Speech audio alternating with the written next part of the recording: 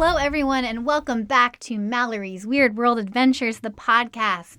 I am here today to talk about the sixth and final episode of the first season of Weird World Adventures, available for streaming now on Amazon Prime and Tubi. And as you, I'm sure, hopefully know at this point, I've been going through each of the episodes and kind of talking about them, watching them, and giving fun tidbits and behind the scenes.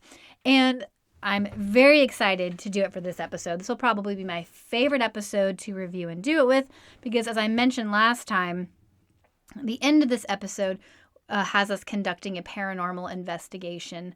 That is just weird. Some very strange things happen. It's very compelling to watch. I put it together myself and edited it again and again and had to continually listen to it, and I still sit here questioning what in the world happened. So it's very exciting. But before we get to that, we started our journey in Asheville, North Carolina, which is supposed to be one of the most haunted places in America. It's has a lot of history, a lot of violent history. But before we wind up in Asheville even, we went to Beech Mountain, North Carolina, where we interviewed Sean Barrett, who was the creative director of the Land of Oz theme park, and Stephanie Twomey, who plays Dorothy there. And it's funny because as we're getting to Land of Oz, everything is so misty and hazy. And, there's been so many experiences on Weird World Adventures where we go on an adventure and there's just fog everywhere. And this was no exception. There was so much fog. And it's funny because this park is so beautiful and it's such an unbelievably wonderful place to visit, so bright and colorful, especially in the summer when it opens up for all of the events in the fall. But it was definitely very, very misty on this adventure, and a place that was supposed to be so beautiful and colorful, and it was still all covered in fog because we're filming an episode of Weird World, and that's what happens. And Sean told us a little bit about the history of Land of Oz, and it was pretty neat. It's not just dedicated to the Wizard of Oz book. There are actually many, many, many, many, many Wizard of Oz books, and it's dedicated to that world. Now, it's mostly nods to the actual Wizard of Oz, the movie and the books, but it is important to remember that there are many, many books that exist out there, even if most of this park kind of follows Dorothy's journey through the movie. It starts in, Kansas, and there's the barn, and you kind of get to go through Auntie M's house, and, all the details are put together. It smells like pie in there, and there's all these great elements. And then the tornado happens, and there's kind of catastrophe and all of this, stuff moved up and down and all around in there. Chaos has struck, and you kind of get to go through the twisting, winding, chaos of after the tornado and walk out onto the yellow brick road. And now there's a lot of places that say this theme park is abandoned because there aren't people there all year round, but that's not true. It's not abandoned. They want you to know that it's not abandoned. It's just not manned all year round. They have special events in the summer and they have special events in the fall. And other than that, it's locked up, but it's not an abandoned place. So don't go trespassing there. You see a lot of articles in Reddit or blog posts where people are like, oh, this creepy abandoned Wizard of Oz park, and they film it on the foggy winter days when no one's there, and I'm like, it's actually a beautiful, still fully manned and operated place, and you should definitely check it out when they're actually holding events. And you get to go down the yellow brick road and through this whole experience like you're Dorothy, getting to see everything. In their events, they have all of the characters pop up and do their different scenes and sketches, and it's pretty cool. And it used to be much larger. It used to be a fully functioning theme park, and they had the Emerald City, and there was a fire, and a lot of stuff was mowed down. And so now it's just, it's smaller, and there are properties surrounding it. but it is still a magical experience, and they're keeping it alive because of their love of the Wizard of Oz and this park. And I like that it was very hands-on for everyone. They said that even Stephanie, who plays Dorothy, will come in and help, clean up the park before the Autumn at Oz, and they get everything together. And it's a team effort with a bunch of people that just love the Wizard of Oz, and it's just fun. It's a fun, wonderful, happy place. And getting to interview Stephanie about being Dorothy was really just exciting because she was so ecstatic and just all smiles about playing Dorothy was a dream for her. She looks like Dorothy. Her outfit was exceptional. And the ambiance couldn't be better. We did our interview on the Yellow Brick Road. We all also had to, of course, link arms and skip down the Yellow Brick Road because how could we not? And there were deer everywhere because it's, the woods of North Carolina and the mountains.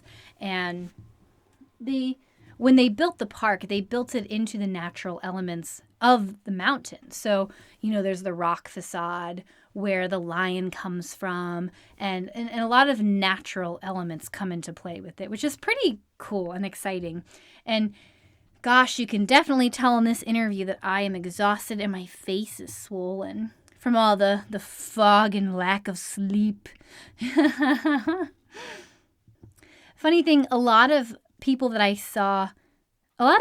I knew, not well, but knew well enough on Facebook, all visited this park after I went here and was like, oh, wait a minute. And all of a sudden it starts popping up everywhere. So I love that they have a presence here and that I keep seeing my friends go visit the Land of Oz Park. It's a really cool place, and I highly recommend you go for their events because especially if you want a magical experience, like if you're, in Virginia and North Carolina, we're not quite close enough to Disney World, so why not stop in the Land of Oz and get that nice grasp of magical experience? Then, as the fog progresses, we visit Wise Man's View in Brown Mountain, North Carolina, to see the Brown Mountain Lights. The Brown Mountain Lights are a series of ghost lights that have been spotted for centuries. Like they've been mentioned in this spot throughout history. So naturally, we had to go see. And as we start walking, it's dark. It's just all fog. And there's a sign like, watch out for bears. And I'm like, man, we're going to run into a bear. We might get killed. I don't know. I've never been more afraid of bears than in that moment where I can't see anything. There's this giant light on my head just so that we can see something. And, like the fog is so intense and the dark is so intense and they're bears. And luckily we didn't get eaten by bears. Not that bears necessarily eat people, but I guess we didn't get mauled by bears. And what I think is really cool about the Brown Mountain Lights, aside from it being, a series of ghost lights, people have really thought a lot into it. A lot of scientists have looked at it, and they believe that it's actually ball lightning.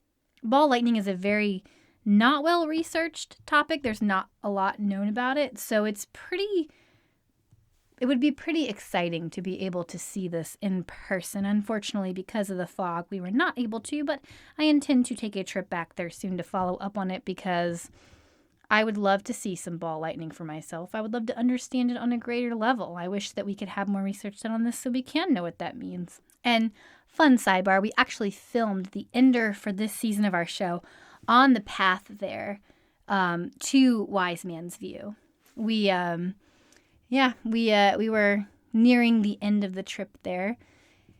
I think that actually might have been the last thing that we filmed. It was like we went to Wise Man's View the last night that we were filming, and we had us walking on the trail to say the goodbye for the episode at that moment. So that was kind of our parting goodbye as well, which was very sad, but there'll be more, so no worries.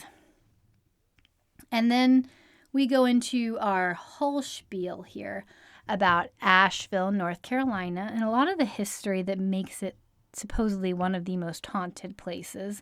It has a lot of dark history, I want to say. There was a man that conducted a shooting down Church Street, and then the people he was shooting at kind of turned on him and wound up taking him down. And there's a phantom. There's a bunch of bizarre stories. Supposedly, graves were dug up to film one of the streets. And there is a really just iconically glorious shot that you have to see here where we're talking about the unmarked graves, and we decided it would be fun to make our hands say the words instead of us, because that seems like a normal thing to do. And it was really just Matt Pavlo captured this very dramatic, like, zoom in of my hand looking surprised, like something you'd see on The Office. And it really is just the crowning achievement shot of Weird World Adventures, these hand puppets making faces. And so I guess I should give you guys the lowdown here. I'm sure if you've watched the episode, you know Helen's Bridge. Oh, here's the hand shot. Oh, it's so good. I don't know what's wrong with us. We're not normal people. Anyway, Helen's Bridge is a bridge in Asheville that is outside Zelandia Castle. It is said to be the place where this woman named Helen took her life after her child died in a fire. Helen cannot actually be found in any records, so it's probably just a local legend because, like, they've tried and were not capable of finding any actual information on this person, Helen. However, upon researching this before I went, and I didn't talk to anyone else about this, I just kind of did my own local research. There is a record of a man who died nearby at Zelandia Castle, kind of the only death that's been, physically recorded in that place. And he took his own life. And at the time, we didn't know his name. I wasn't able to pull up his name. And midway through, I had saved the data for myself. And then midway through the investigation of Helen's Bridge, I pulled up this person's name. I didn't share it with anyone. I did the research myself. And it was hard to find. I will say this isn't like commonly found information. So I'll just put that there as a sidebar, that actually comes up later, that it is likely that Helen isn't real. People just go there and yell Helen, Helen, Helen, Helen a lot because it's a local legend. But no real record of this Helen can be found. Doesn't mean she's not real, but there is no actual evidence suggesting that she was. But as I mentioned, this other person, I will say his name was James Monterey. He did take his own life there. So just we're going to hold on to that. But I will say I did not know his name as we went into this. I had just kind of saved that information and looked it up after. I just knew, well, there was a man that took his own life here. We did just completely get lost on the way to Helen's Bridge, which was also just very amusing because we couldn't find the path up there. It was really simple. We were just oblivious. And poor Matt is in the backseat of the car going, try there, right there, right there, right there. And we're just ignoring him entirely. And everyone ignores Matt all the time. I feel bad. I don't know what it is, but people just naturally ignore him. And we did the same. We just didn't listen. And then when we finally were like, oh, we could take this road, he's like, well, that's what I've been saying for the past 10 minutes. And in his defense, we had that GoPro going, and he sure was. And then he was right the whole time. So, there's that.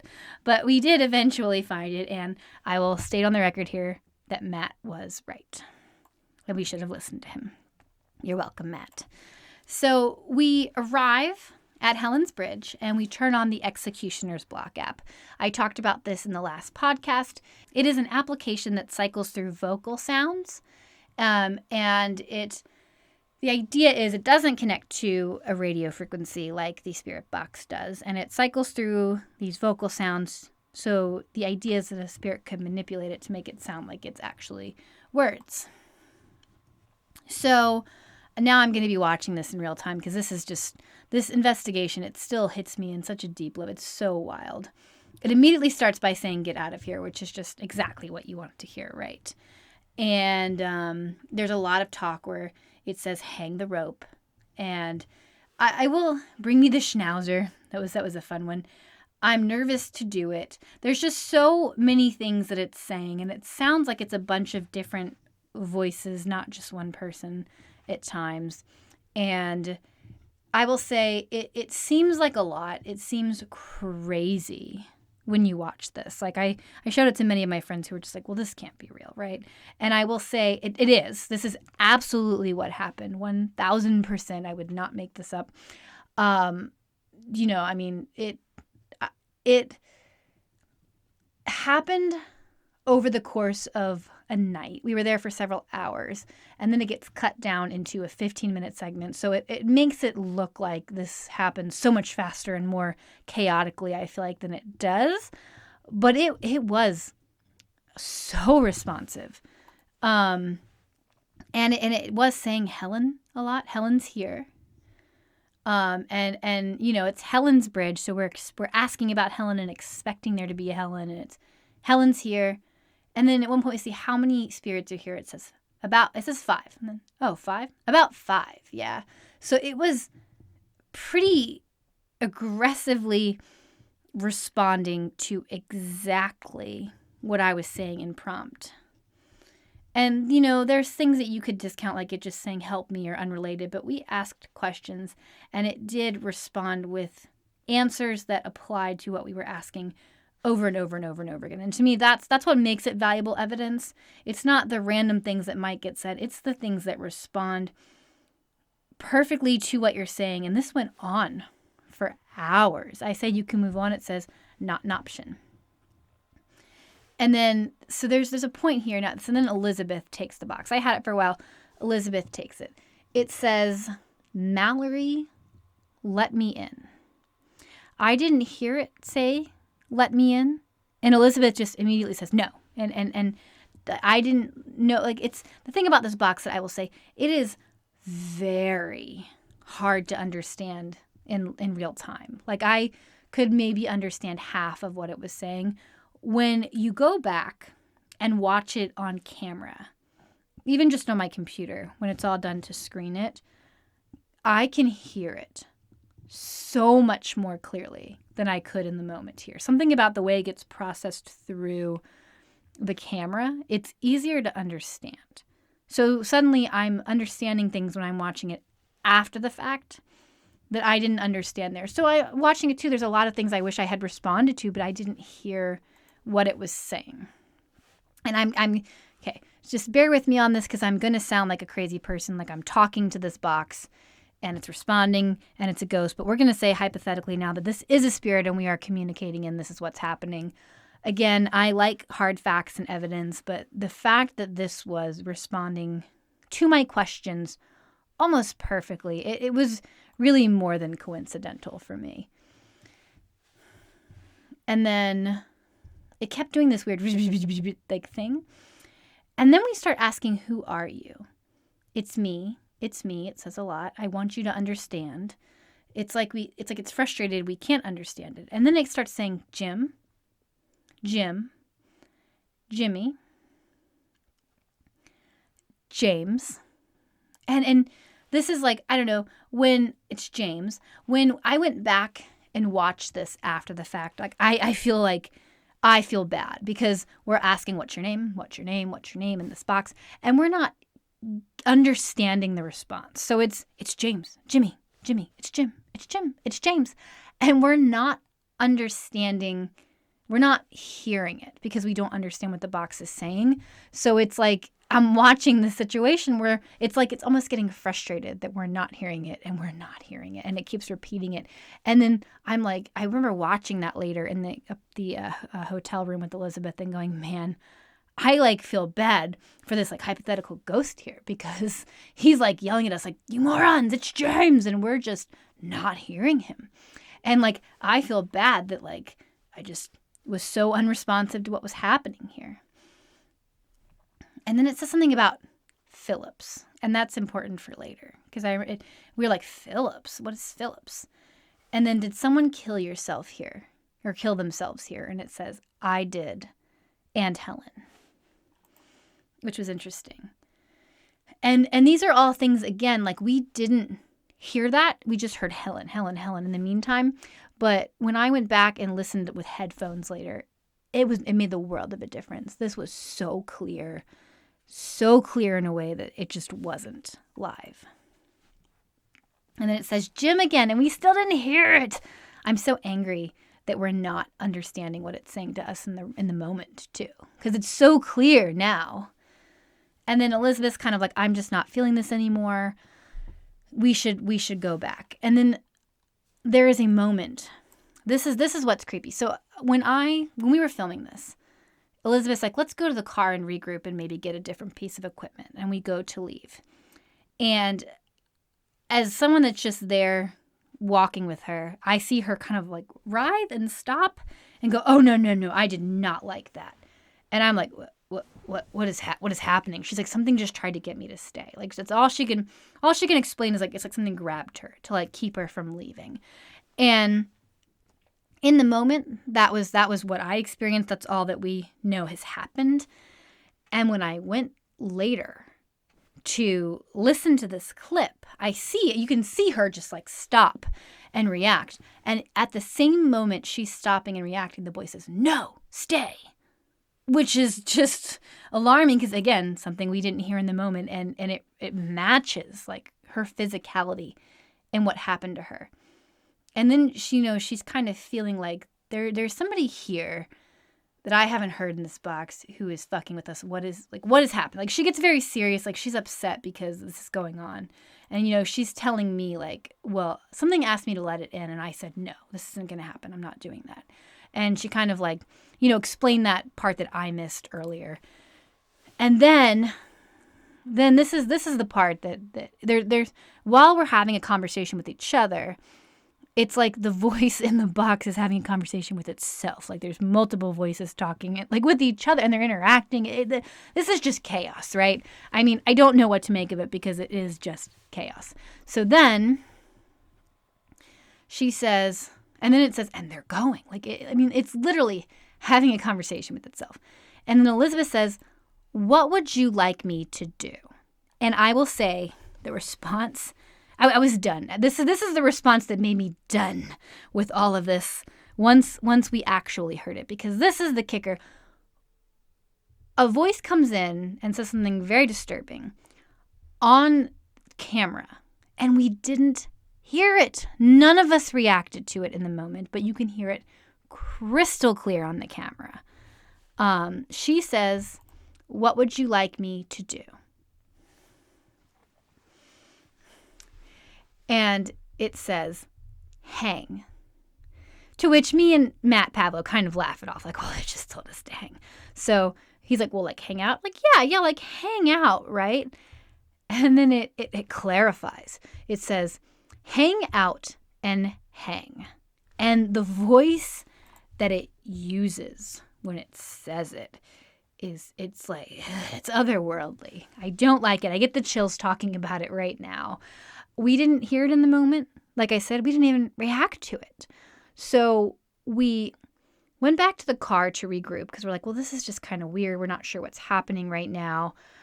And later on, we're listening to the footage in the hotel room, and we hear that. And we didn't hear it in the moment. We didn't even react to it. And I was like, Elizabeth, I'm done. I'm done now. I don't know what this is, but I am out. And that was when she then encouraged me to, like, oh, we should live stream from the hotel tonight. It's totally fine. Here's the box. And I'm like, I'm done with this box now. I was very shaken because it was a very alarming thing to hear like that. So anyway, in this moment, we go back to the car to regroup. We decided to put down the Executioner's Block app and instead get the Spirit Box to see if we had any different results come from it, anything different or new. And I had been telling her, well, I don't know about Helen, but, there was never a verified person named Helen that killed herself here, but there is an actual public record of this person who did kill himself here. So we wanted to get his name so we could communicate with him with the Spirit Box. And we look it up, and I pull up my research that I did, and his name was James.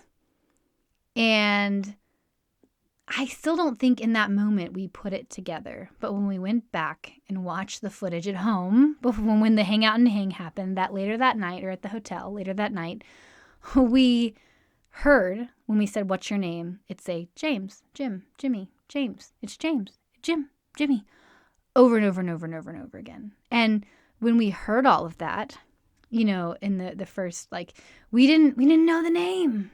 We didn't know the name, and it kept saying James, James, James, James, Jim at us. And it wasn't until we got home and listened to the footage that we heard that, and I was like, well, that's the name of the guy that killed himself. So that was all really way more than a coincidence. I mean, we didn't know the guy's name. It kept yelling it at us on the box. We didn't hear it. We went back to the car, regrouped, looked up the person's name. So then at this point, for the second part of this, after we came back to the car and went back, we did know his name. Then we started talking to James because we looked it up. And so from that point on, we knew. The point before this, we didn't. And that was when the box kept saying James at us. And again, we heard it later at the hotel. Anyway, so I'm getting the chills talking about it. It was a very, very strange thing. I'm not one to run from ghosts, but there was definitely a lot to process. As I mentioned, we went back to the car. We looked up that this person's name was James, and we hadn't heard it in the moment. We got the spirit box, and then we went back out to the bridge. And even while we were there, kids are coming in screaming, "Helen! Helen!"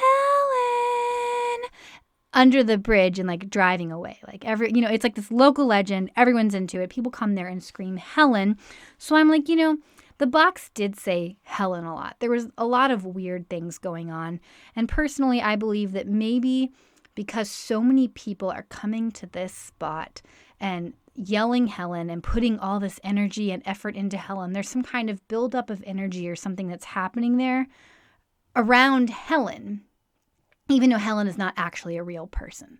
So it's just a conceptual buildup of energy of all the effort people are putting there towards Helen was the best thing that I could kind of conclude about, well, maybe this is why Helen is such a presence here, even though I don't think Helen's a person, and the box has said it a lot. However, James is another story. It continues. So we go there with the spirit box. I'm sorry if I sound like a crazy person. I do very much try to come at this from a very logical way, even though I do love the paranormal stuff myself. But there were so many things that happened here that I couldn't explain that, I will assure you as the producer of this show, as the person starring into here, I didn't make up any of this. I didn't have any of this stuff planned. We just went to do an investigation, and this is what came out of it. And yeah, it's just unreal to me. I mean, really, I'm getting the chills talking about it tonight. Anyway, so we go back to the bridge, and we continue this time with the spirit box. So we grab the equipment, we come back, we're having fun. Elizabeth is playing her old-timey music and dancing like a crazy person. And at some point they lose me because I kind of get distracted by a separate area. Oh, we haven't been over here. And then she's just like, "Where's Mallory?" And I'm off in China over here. And then we regroup and we're back on the bridge with the spirit box. And it still gets weird. So we come back and it says it's back. They're acknowledging this box came back. And we ask about it, okay, and listen and smile and act. It's saying more than just a couple of words. The spirit box is now picking up several words in a sentence, which is interesting. And then we asked about Philip because Philip came up. And Philip was actually someone, weirdly enough, who owned the land here when James killed himself. So it's told us Philip and James, and both of these people lived here in this land at the same time, knew each other. And again, I'm the one that did the research on this. I'm the one that found this stuff out later. It says, filthy boss. And I said something about Philip. It said, filthy boss. I said, is Philip your boss? It said, family. And it was so clear and in such a response to what I said.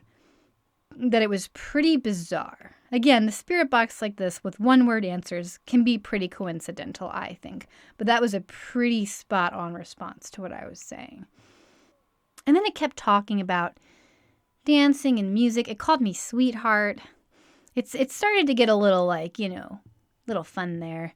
So I don't know, it crossed my mind at one point where I'm like, everybody comes to this spot and talks about Helen. Nobody talks about James. It's prompted for some music. Let's just play some music and have fun. Maybe everyone comes here talking about death. Let's just have a good time. If James is actually here in his spirit, we can just party and it'll be fine. So we start dancing. And we were just being silly. It's Weird World Adventures. We're going to have a weird experience where we dance with spirits or whatever nonsense. So we're dancing. It's a lot of fun. And yeah, everyone does come and talk about Helen. No one's worried about James. I don't even think people know James exists. So we danced with him. We hope that he had a good time. And as we're walking back to the car, the box says, James is saved, which was like, okay, again, this other piece of equipment unrelated to the other one says James, and it says a full complete sentence, James is saved. So make of that what you will. It was pretty wild. At least it was a nice way to end the night there. I have never experienced anything like that. There were so many things that happened at once. It was all filmed over the course of hours, so cutting it down, it looks like more, but it was still something I'm still processing that I don't have answers to. And all I can say is it was a very strange experience.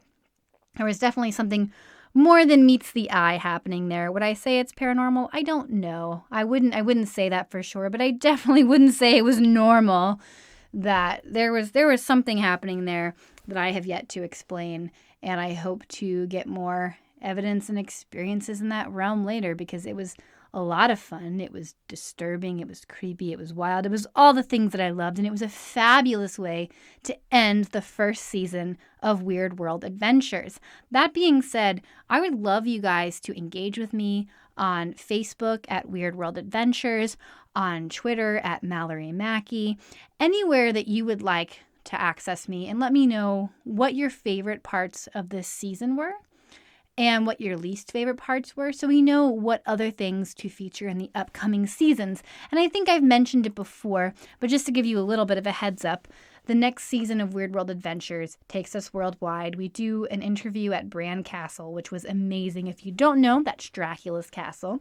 We stayed the night there, and we also got to do a cool road trip through the countryside of Transylvania, which is actually just beautiful, by the way.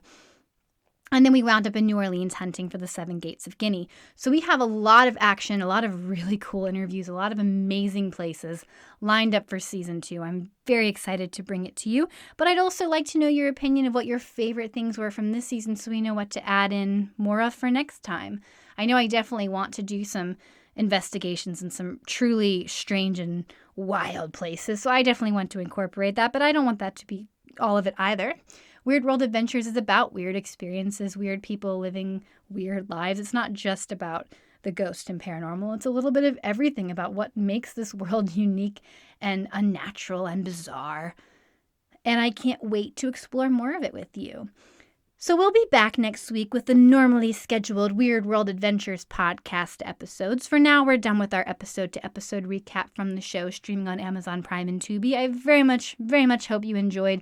This has been a labor of love and work that I've been doing for, almost 7 years now. So I'm very excited that it's come to life like this and that we have the opportunity to make more episodes. And I can't wait to continue to share this weird world with you. So until next week, I hope you guys all stay weird. Thank you so much for tuning in to the show on Amazon Prime and Tubi. And thanks for listening to my podcast as always. Thank you, and until next time, stay weird.